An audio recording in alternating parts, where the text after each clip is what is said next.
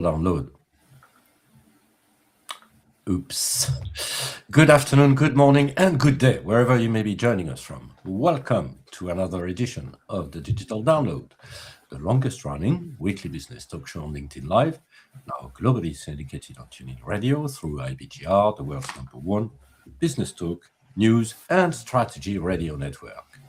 Today on the Digital Download, we're going back to the whiteboard to solve a problem that is quietly killing your pipeline, the echo chamber. Are you seeing the exact same 50 people in your feed every day? Are your posts getting likes from the same supportive colleagues, but never new prospects? The algorithm is designed to keep you in a comfortable bubble, but comfort doesn't grow your business. So before we kick off the discussion, let's go around the set and introduce everyone. While we're doing this, why don't you in the audience reach out to a friend, ping them, and have them join us. We strive to make the digital download an interactive experience, and as you know, audience participation is highly appreciated. Tracy, would you like to kick us off, please? Yes, of course. Good morning, everyone. I am Tracy Borison, founder of TLB Coaching and Events, a proud partner of DLA Ignite, and an avid battler of the digital echo chamber. So I'm really excited for this conversation today. Sounds excellent. Tim? We should have got some like lightsabers to battle the echo chamber. Anyway,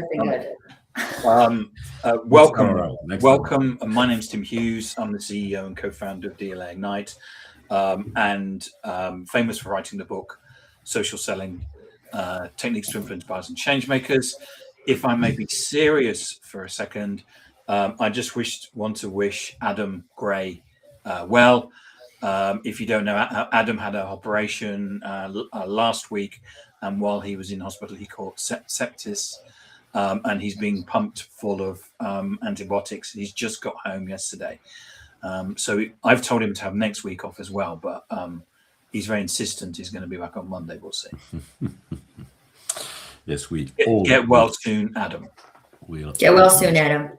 Adam, and we're probably going to miss him in this discussion today. So I've got a foundational question to start the discussion, of course. How the platform naturally wall you off from the people you actually need to meet? Who wants to take this one? Well, so I don't know if everyone knows how algorithms work, which I think is the sneaky thing here. The algorithm's belief is that if you see more of what you like, you will stay on the platform for longer. And so it does a whole bunch of things behind the scene to try and feed you what it thinks you like so that you stay on the platform for longer. That's its game. It's actually very simple. But we are feeding it information all the time about what we want to see and what we don't want to see. Sometimes intentionally, most of the time unintentionally. And so when we're doing that from an unintentional point of view, its default behavior is to keep us in our circle. And so it's not weird that you would have the same people seeing your stuff. They've tried to explore some things with the bell, right? Where you could ring the bell, but then people ring so many bells, you can't even reasonably get it in your feed. And there's just a whole bunch of stuff going on. And so at the end of the day, this really comes down to really intentional digital activities.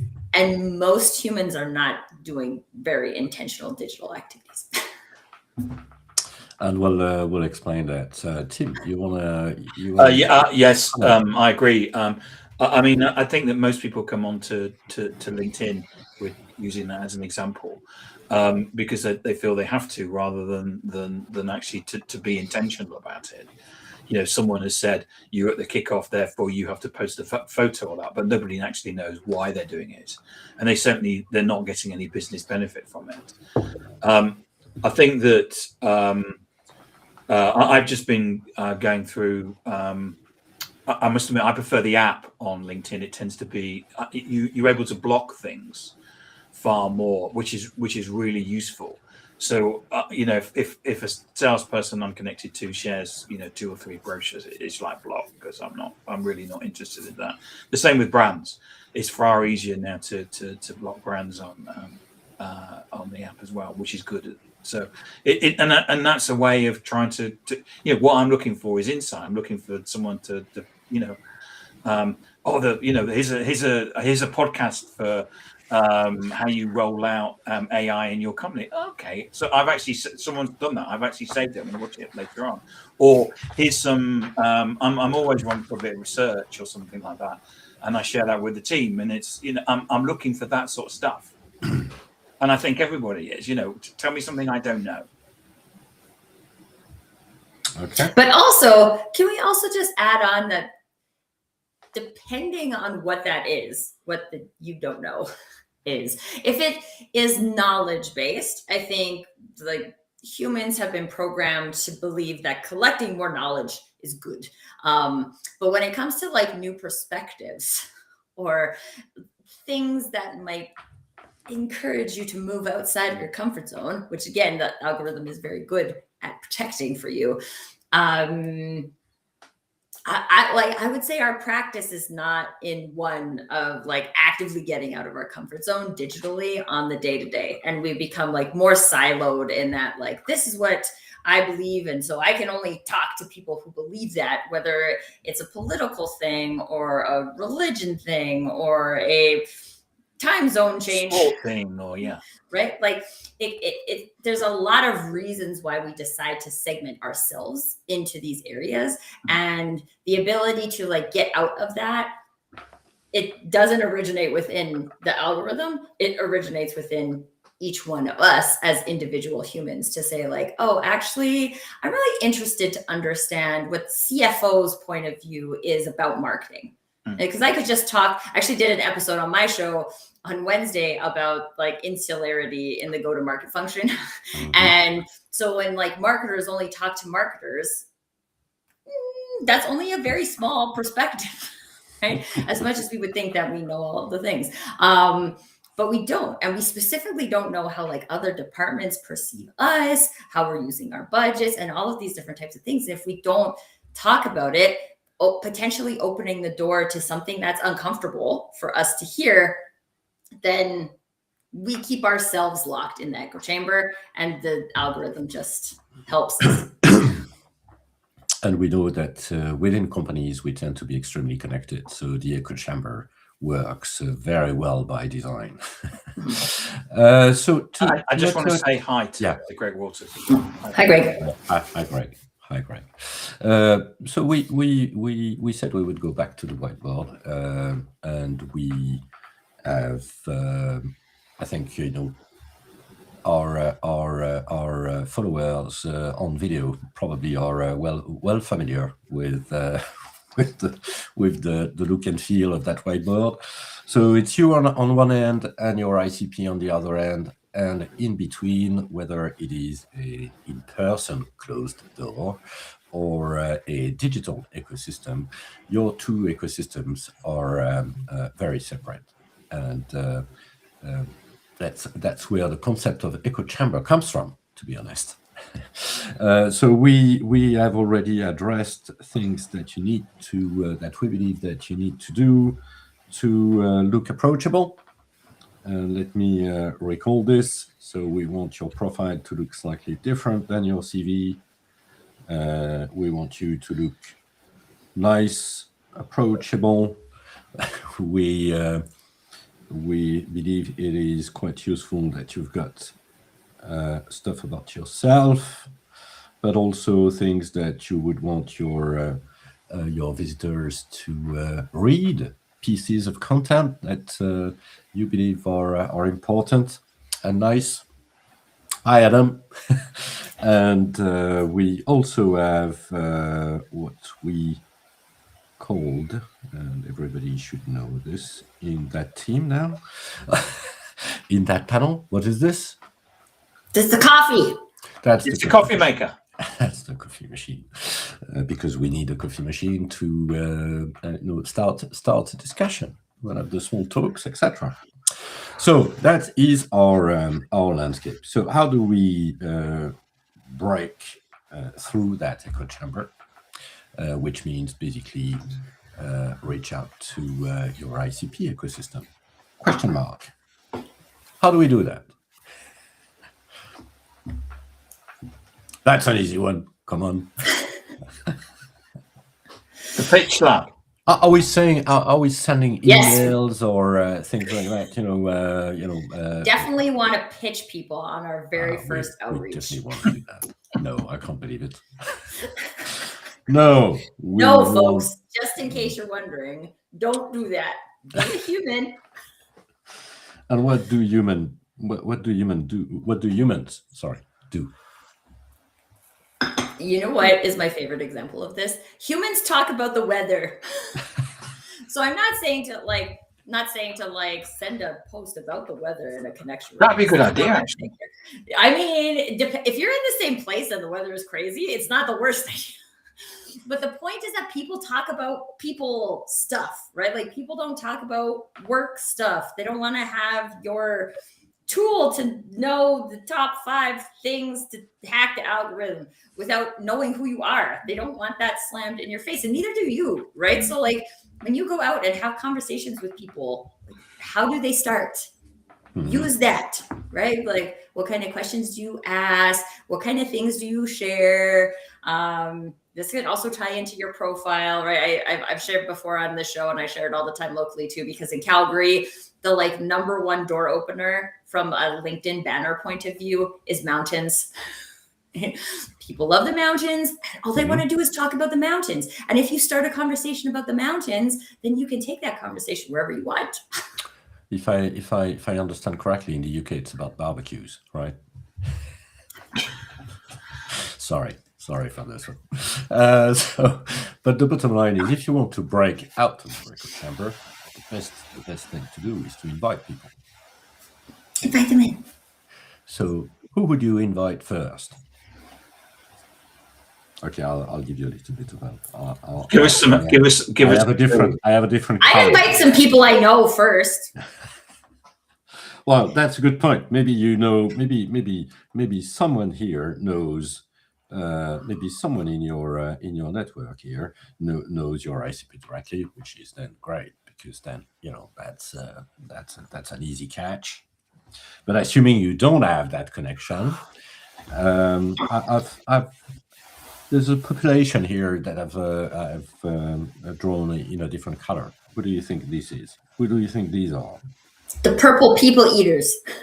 Yeah, exactly. The blue meanies. Okay, so I'll give you the answer.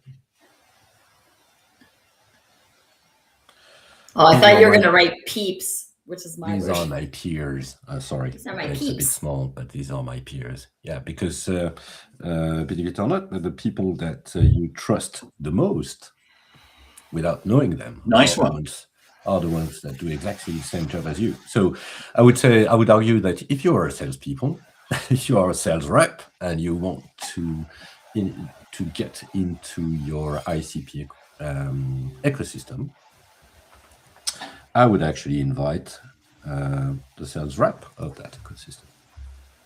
Sounds quite logical.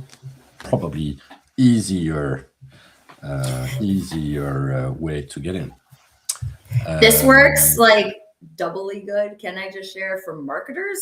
Because marketers in most scenarios are not doing direct sales, right? And so marketers connecting with marketers in the target account is super easy to do. Exactly. And also because, maybe we didn't share that before, but these are obviously,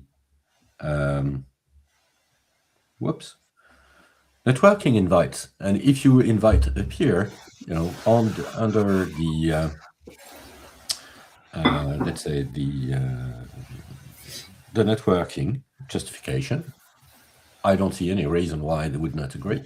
They would not accept, right? No. And as a matter of fact, we'll see. We know that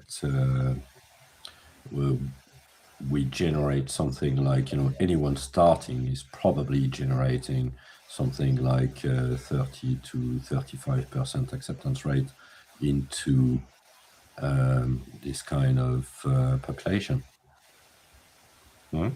Yep.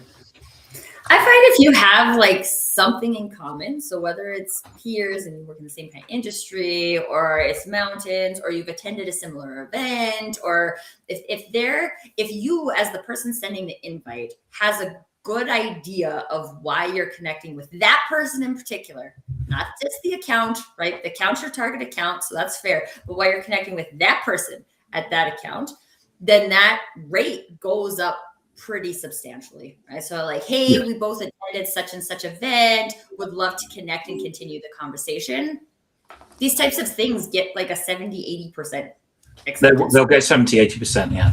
When we work with Anaplan, we actually did something where we got they got their list of target accounts, and the marketing people connected with the marketing people, the salespeople connected to the salespeople. We got the finance people to connect to the finance people, the HR people to connect to the HR people. And when you think about the fact that the current Sixth Sense reports showing that most B2B enterprise purchases are done when, and they actually know the people in the and pick the suppliers they know. It's a great way to get into people's timeline. But it also does like two things, because that's a really great example, is that it's not just like one salesperson who's trying to get in touch, and it's also not from the like receiving end, because I bet you we've all received these too, where you have multiple salespeople from the same organization trying to connect with you, and you're like, same.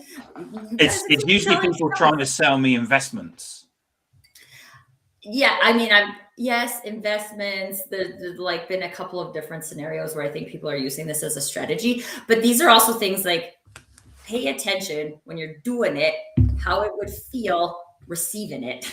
And we're not like, people are smart in general, right? If you reach out to multiple reps from your organization or reaching out to the same person, they're going to feel bombarded and they're going to want to say no to all of it.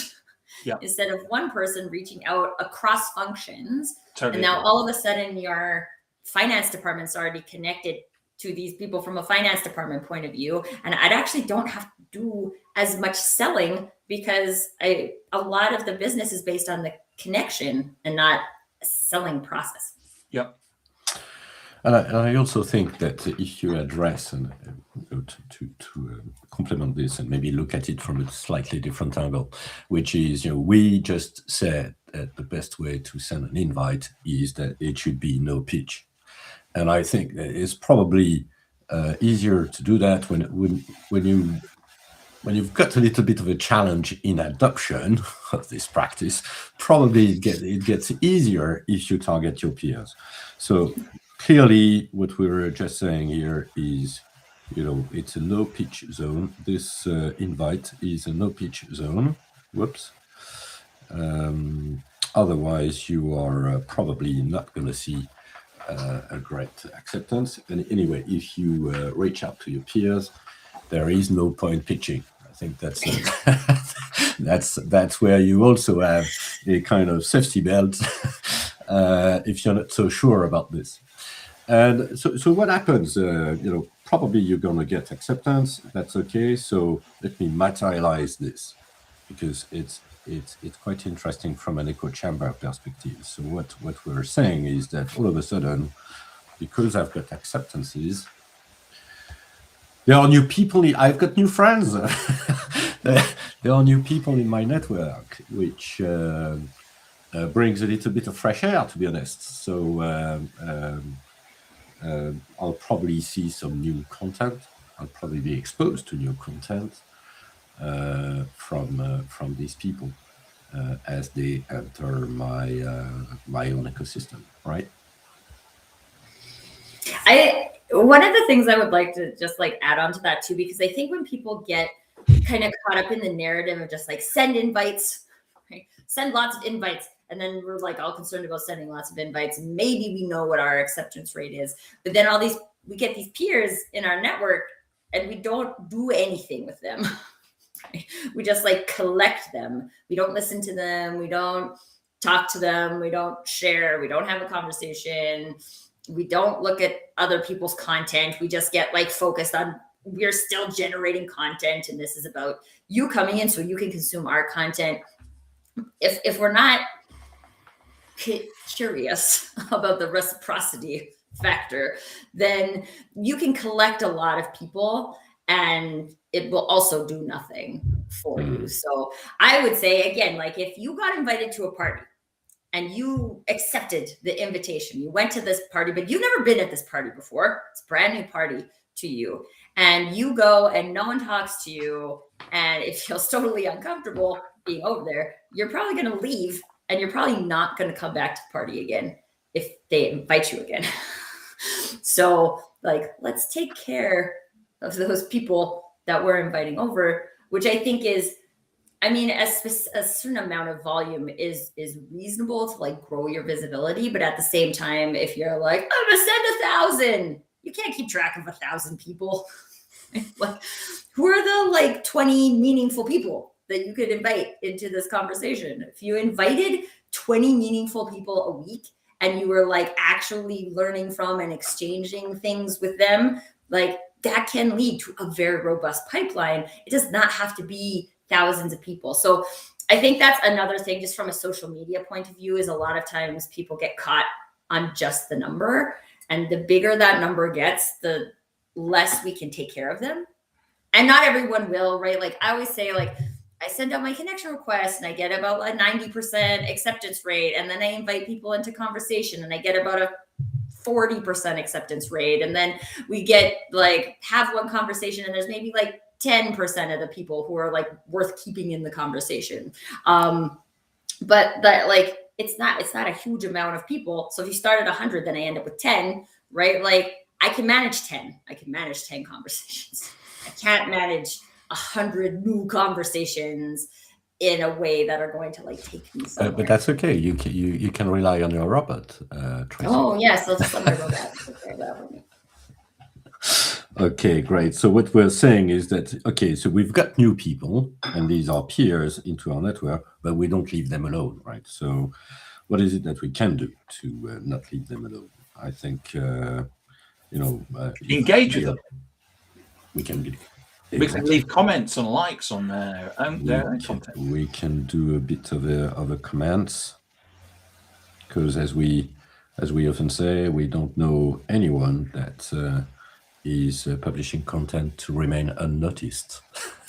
so if we have new friends, then we should behave as friends and probably comment, react to their content. That could be also an option. I just want to say that Tracy mentioned that it's probably we're looking at 20, maybe 30 meaningful. I think that's the key word here. Meaningful contacts or invitations a week, so that slowly but surely you are you're breaking the ecosystem, and at the same time you're creating some quite disturbing behavior for the algorithm, right? I love disrupting the algorithm. My whole thing is that like the algorithm has its game, and that's fine. But I'm here to play my game. It's not the algorithm's game. All right, so that's a good starting point. So I think the other thing that I would put here is that, because I also think a lot of times we think we have to slow play. So like, okay, we're going to get a new contact and then the only thing we can do is react on their posts. Well, no, like if they make a comment and you feel like aligned with it or it intrigues you or something, like you could DM them, you could send them a direct message that says like, hey, you could post a like meaningful question or comment on their stuff. You can ask them to have a conversation. Like, my favorite thing is when I see, like, I have a lot of people in my network lately who are like posting poetry, which I'm like, oh, let's see what's happening here with the algorithm, but I like it, right? So it's good. But like, there's something interesting about that. And so then I can, like, I've reached out to people in the DMs and said like, hey, this post like really resonated with me today. I just want to like high five you. Because again, like, not everyone's creating content, and it's stuff like that is specifically not a lot of people are creating that like personal, meaningful content. And it almost always leads to a conversation. You could say like, hey, I noticed that you're celebrating your like 5th anniversary. I've never gotten to a 5th anniversary at an organization. That's like so exciting, right? Like, again, the importance is that like you see it and you think it, but like if you think it, then you could tell them it. Yeah. You can tell them it in a direct message. It might lead to a conversation. So just because I've also seen people get like very programmed into, oh, the first thing I can do is only likes, and I'll do likes and for a week, and then I can do comments. Like, well, no, those rules don't exist. Right? But like, be a human. What would you do? Did that intrigue you, or are you? Because comments, I've seen this also. I'm sure all of us have seen this, right? Like, people are commenting to comment, or they're using AI bots to have a certain amount of comments because someone told them the comments are good. But like, that's not contributing in the direction you want to go. What are your thoughts? Is it spark something for you? If it sparks something for you, do something with that. And there's a bunch of things that you could do, including asking people to like have a conversation. Good. So we are, let me see, we've got a few comments. First of all, we've got Adam. We've got Adam saying hello. So hello, Adam. We miss you, Adam. We miss you for sure. We have Greg. That is, is probably his introduction. Never met, not spoken. Find you interesting. Blah blah blah. Let's connect. Nice. And can we put pages up, please? Because great conversation. Hi, Paige. Great conversation. Tracy. All that I'm getting credit for hosting this, even though it's totally. That's really cool. That's really cool. Well, we'll talk about that later. This is why we restream, folks. Add that to the like content part of this. All right. So we've got new peers, and we've got Adeline saying hello. So great. Hi. New comment again. Yeah, I agree with Greg. Yeah. Incoming DMs work. It must be real, not an L merge, not an LLM generated. Sure is good brevity and only real comments. Yeah. Yes. And what should have happened has happened. Okay. Right. So we now have peers, from peers coming from our ICP network into our network. So in other words, we've got level 1 connections into our ICP ecosystem, which is always great, because when we want to invite people we don't know, whether we think it's real or not, it just facilitates clearly the connection to people we don't know and that are not our peers. So that's I think. After a while, you get to the point where, you've got peers in your network, and therefore you can target people that are not your peers and expand your coverage into your ICP ecosystem, which is always good. I think you had a specific KPI on this team in some initiatives as to how many connections do you have into this account as part of a pipeline review, by the way? Yeah. If I was reviewing a salesperson's pipeline, I'd expect them to have 10, 20, 30, 50 connections in a particular account. Because usually they've only got one. Or in many cases, none at all. Yeah, they've got a data list that they've pulled from somewhere that Yeah. like has that person on the list, but they're not actually meaningfully connected. Yeah, to are you them. connected? Generally. Then you go through a process. Do you have any connections? And have you spoken to them? You know, where are they just connections, or are they actually you've had conversations? Yeah, and I think this is the point too, because when we look at how the data might be stored in like a CRM like database and rolling up to dashboards, right? Like a lot of times, I mean, at least is what I've seen in the sales process from a marketing point of view, is that like we get these stages for opportunities, where we get a target account and then we say, go find somebody to talk to at this target account. And then we have just like an opportunity, and an opportunity moves like through the stages. But we all know that like buying parties are much bigger than they used to be, especially if you're trying to sell into enterprise. And so if there's nowhere where anybody's having a conversation as part of this whole process of how many people you're connected to in that organization, and again, not just because you sent a connection request and maybe got lucky that they accepted it, but like you know them, you've talked to them, maybe that means you've commented on their post. Maybe that means you've had a DM. Maybe it doesn't mean you had like an actual conversation, but like if they don't know that they know you, then it doesn't count. If it's kind of like some hidden, like I could say that no, let's not, no lying, no lying in the sales funnel, folks. Let's just be honest. If we don't know that person, that doesn't count, right? We can spend some time getting to know them. Go look Tracy, at it's when you see the salesperson with their fingers crossed, or they've got like a rabbit's foot, or rabbit's foot, or you know, a 4-leaf clover or something. And I just wrote an article earlier this week on your luck source area. So if anybody wants to like play the luck game, go read that one. And the by lucky the way, rabbit's foot is not in it, by the way. The connection of preparation and luck is the connection between preparation and opportunity. And I think this is a really important thing, I think, to discuss as part of this whole whiteboard.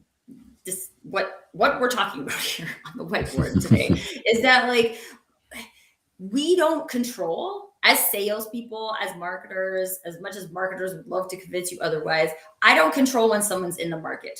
I also can't convince someone to be in the market for a thing. We don't control that as sales and marketing, go-to-market functions. We don't control that. We control being in front of people when they are in the market. And so these activities are about being in front of people in advance.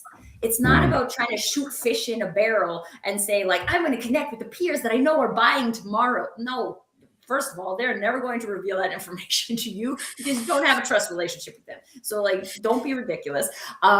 We can't do that. That's not the exercise. So if we spend too much time trying to, like, pick and choose those people, it's a waste of time. Go out and connect broadly with people, right? Yes, in your target accounts. If you're trying to sell enterprise, you don't need to connect with a whole bunch of mom and pop shops. That's probably going to be a waste of time.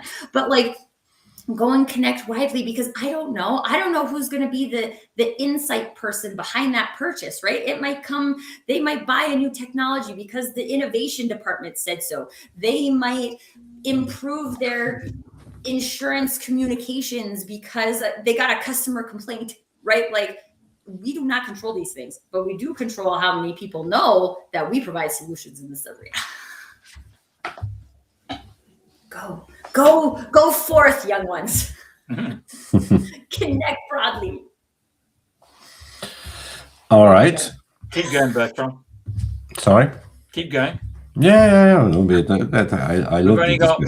We've only got another 20 minutes. That's okay. We're almost done because what we've got to get Tracy to talk a bit more then. I can feel the space, man. Well, you guys know this about me. That's why I get invited. This was planned anyway. And we just a quick comment, because I'm just cracked up looking at the chat. When we say no pitch zone on invites, that also works on comments. All right. So what happens? Okay. So we have moved away from, not moved away, but we've leveraged our connection with our peers so that we can connect with other people into our ICP network, which means that now we also have people that are not our peers, but do work into have a function, or at least are part of the sphere of influence and the ecosystem of our ICP. So that's pretty good news, because we can do exactly the same, by the way. So engage, react, comments, but also something happens here is that our content, and I think, and I'm happy to discuss that, because I believe that your content should be aligned with the people that you're inviting. Your content will be exposed to your new friends, which does make sense. And from that perspective, I find the algorithm quite on the money here.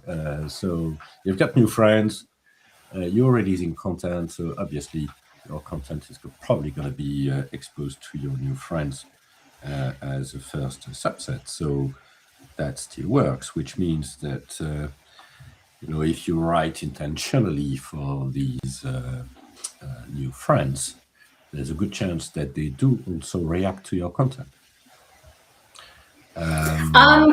Just a quick thing there. It will be quick. Of course. A lot of people consume content without reacting to content as well.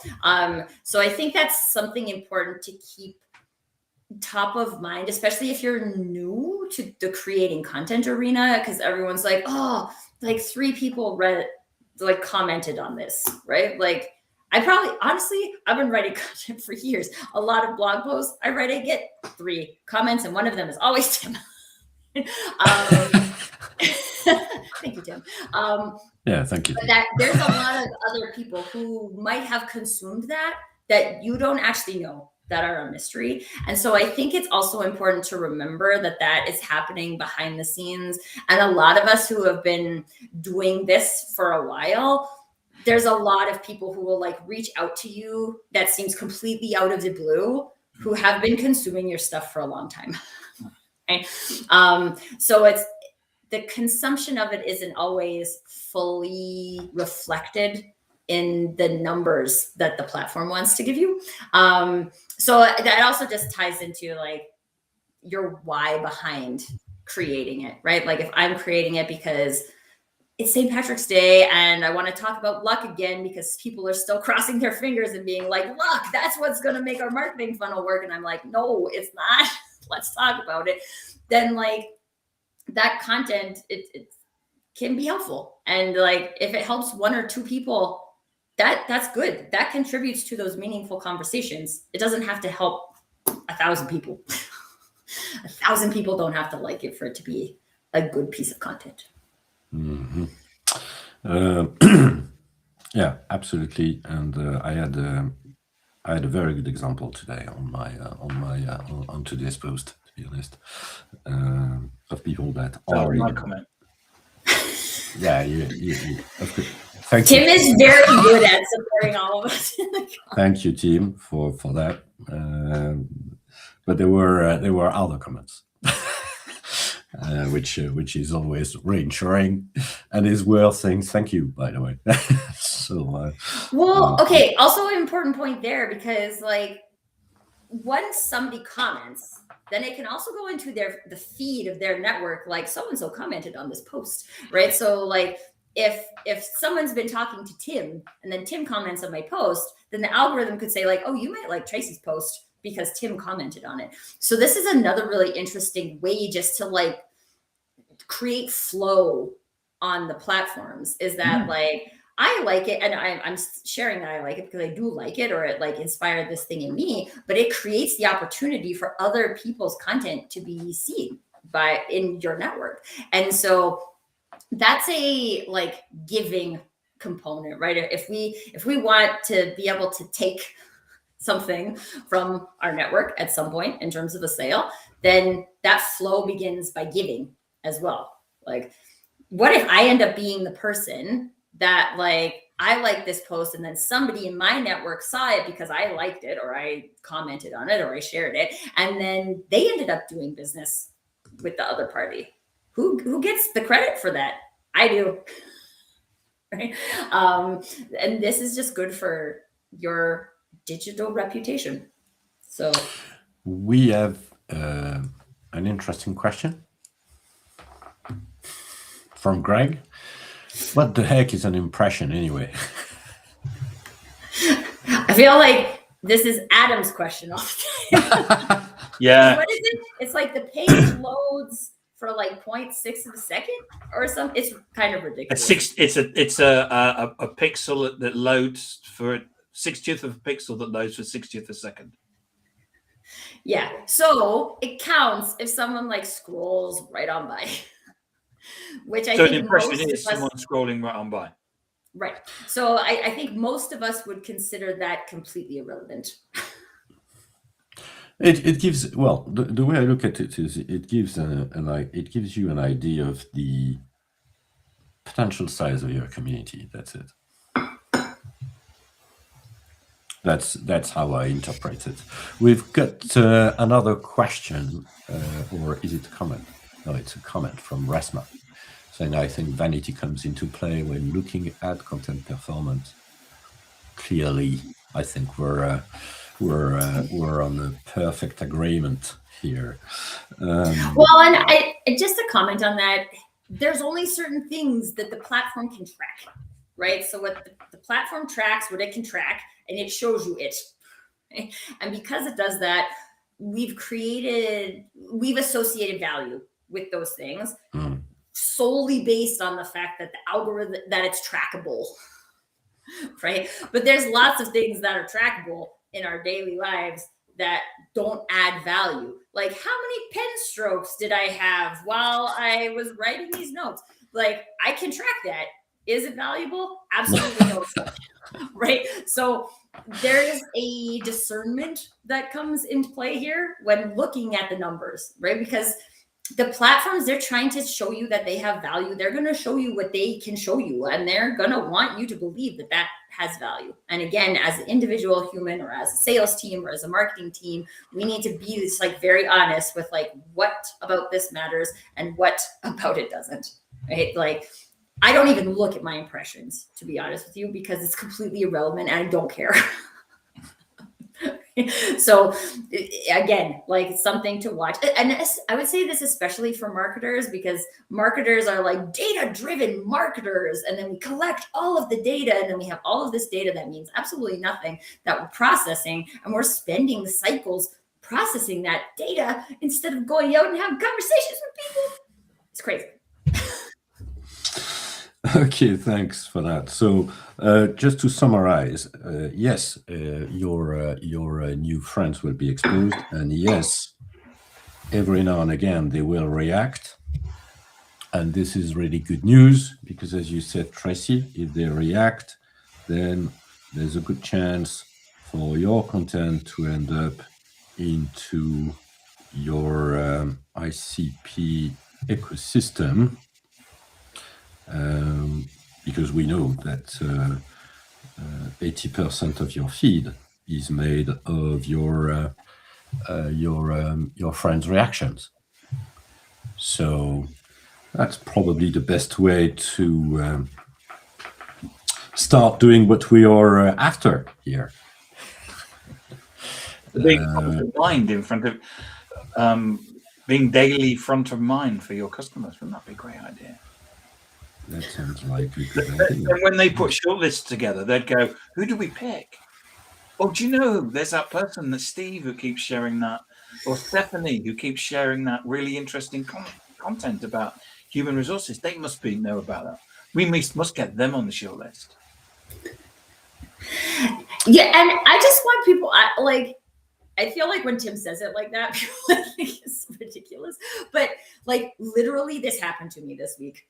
So like, Local Innovation Hub is like looking for marketing coaches, and they're like, oh, your name came up first. So like, guess what I get now? I get first right of refusal. If I'm too busy and I can't do it, I say yes to way too many things, but like, I said yes. I'm like, I could do this for like 3 different groups of people. But like, that's what you want. You want your name on the list right? Yeah. And people are only going to put your name on the list if they think you know about you know more about a thing. And now they're in the arena of like, oh, we need to know more about this thing. We need someone to come help us with this thing. You know who knows more about that thing? That person. Yeah. I better at least. And what we're going to do is we're going to invite you in, and you can share your opinions of that, and then that would influence the deal. Wow. Exactly. Which is, and you've seen And me the big coming, reveal. you've seen me coming from far, as we say. That's a literal translation from French. But obviously, what you're doing progressively, assuming you do that intentionally over time, is that you are slowly but surely removing. So we're going to or at move least from closed merging to open. both ecosystems. Yes, Tim. Open the doors. I would not say the door. I would not say the door is wide open, right? But over The door time, is cracked. over It's time, not locked closed. over time, you will have options. You will have options because the door will open slightly, and it will open for you. Exactly. Excellent, excellent background noise. But if the door is open, even just a crack, that creates the potential for opportunity, right? Like the opportunity is on the other side of the door. So if the door remains closed, and worse, if the door remains locked, then the opportunity remains stuck on the other side of the door. But once the door is open, a crack, there could be a cat that tries to like squeeze through there. It'd be like The Shining. I mean, I don't know that we want people to think there's that much danger on the other side of the door, but I mean, use your own analogies. Yeah. All right. So basically, I think we made the point, right? So this is not about sending emails with heavy pitch included. This is more about trying to reach out to your peers first, because they're most likely to accept your invite. And by the way, it also acts as a safety belt for you not to pitch, and then slowly expand, or rapidly expand, as Tracy said, into your ICP network, so that over time you've got new friends exposed to your content. If you write intentionally for these friends, there's a good chance that they actually react to your content, which is all we need, because then your content ends up being exposed to your ICP network and ultimately to your ICP, which then opens a little bit opens the door for you, so that you can actually go and invite your ICP, have a chat, engage, blah blah blah, all these good stuff, because you are a member of the family. You are no longer you're no longer a stranger, and hopefully not seen as a threat, which is the exact opposite of the traditional approach, I would say. Closing comments on this. So the comment, Greg Walters' comment. I don't know if that's feedback to us. So just an FYI, good conversations. I'm wondering what a bloody or two would add. Is Greg? Are you suggesting that we swear or something? To show our passion, because and then you said asking for a friend. So it's awesome. But I think there's like an important realism in that, right? Like some people, we all speak in different ways. I always say, like, when you have young kids at home, most people get into a practice of filtering profanity out of their language. And so like, if that is something that you do authentically, then I'd say, like, do that, right? Don't try and throw in stuff that is not what you would say. But also, if you can get closer and closer to saying what you would say, and when you feel like you're surrounded by friends, in your network or on a live show, it's much easier to do that. It's easier to write your content that way. It's easier to write comments that way because you feel safe. And the echo chamber is related to a vicious cycle that's going nowhere, right? There's a way to feel safe and to punch holes in these boundaries, and being able to like find your way to do that is part of the practice, right? So we're not standing here saying, and like I'll say from my own personal experience, like when I started looking at things this way, connecting with people this way, I was not as authentic as I am now, because I have learned more about myself. I feel more confident in my skills. And so you build on that as you go. But the key is to do what you would do, and do what you would do today. Do what you would do 5 years from now. You don't know, right? You're going to build the skills. You're going to get better at it. It's going to get easier. Yes, if you like to drink Bloody Marys, talk about it. Good, right? There's also an importance, because I had a conversation with a client about this lately, is that like, if you get into the place of like revealing something you feel uncomfortable revealing, then that went one too far for right now, right? You might get there, right? We were talking about gardening, and I was like, you learn so much about like what you do from your garden. And she was like, it's too far for me right now. Like I can't go that far. And I'm like, that's okay. Right. But like, it's interesting to like, to try on those things and be like, no, that's not what I would do. This is part of the whole exploration. And I think the other piece of that is, if you're in the exploring phase, any piece of content that you create, any comment that you add, it's gonna be obsolete. Right? So the risk is quite low. I agree. Right. The risk is low. So try it. Go try and find some peeps. See what happens. See what feels hard. Like explore that, right? Get into conversations like this or with people like are in the chat, and just like explore. What is that for you? I think that's the fun. And I think if you can make this feel like an adventure instead of like a funnel, then you will be much more successful. Yep. Thank you so much, Tracy and Tim, for Bertrand. Thank you so much for doing that whiteboard. It's excellent. It amazes me every time. Thank you so much for that. Okay, that's great. Well, anyway, we do have a newsletter, as you know. So if you want to, it's going to cover your face. Tracy. I'm afraid. I'm afraid. Let's check. Wow. Sorry for that. Yeah, this is unmanageable. This part of the show is unmanageable. But if you want to know more about the show, if you want to know more about what's coming up next, please swipe the QR code on screen or visit us at digitaldownload.live/newsletter. Thank you very much. Have a great weekend and see you next time. Thank you. Bye-bye. Thanks, everybody.